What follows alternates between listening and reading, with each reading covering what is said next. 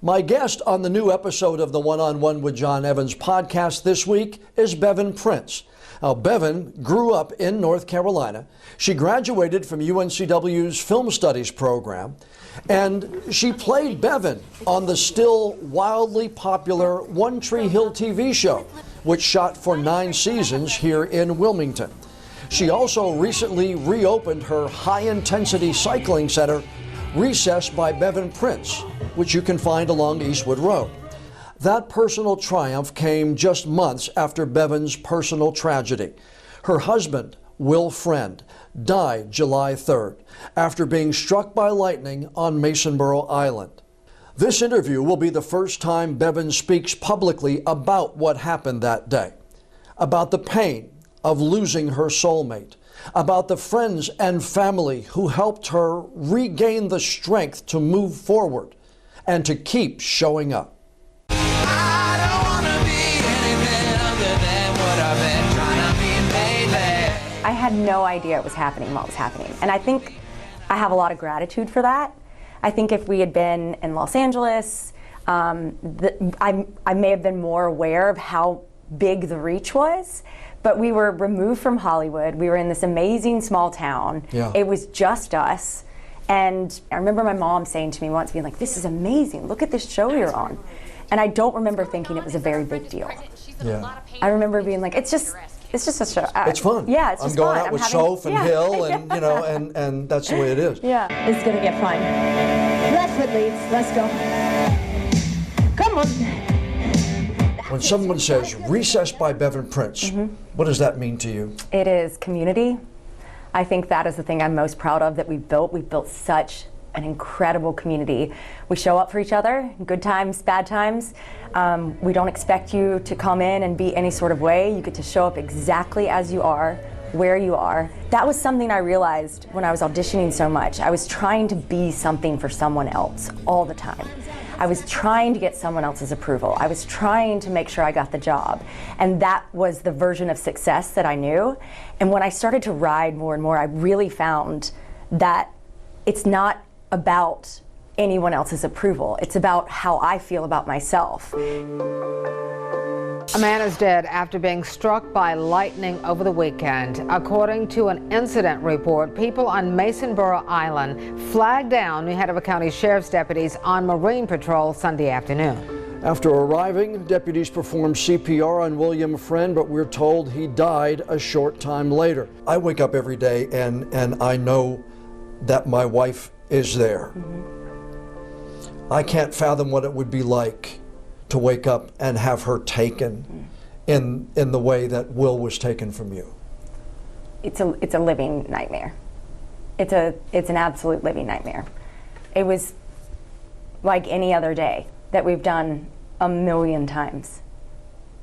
The storm was far away, we're on the boat, everything's fine, and then in an instant, everything has changed. There's no normal.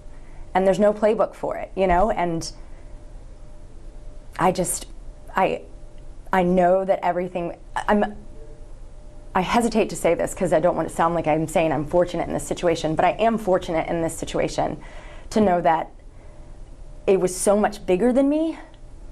It was July 3rd, 3:13 p.m., and Will was 33. And it was instant. And the boat next to us had a keg on it. You know what I mean? Like the fact that he was struck, and right before he was struck, he looked at my father and he said, he lit a cigar, and he said, "Mike, well, if we get struck by lightning, this is a good place to be. This is where I want to be." And then it happened. Wow. Yeah.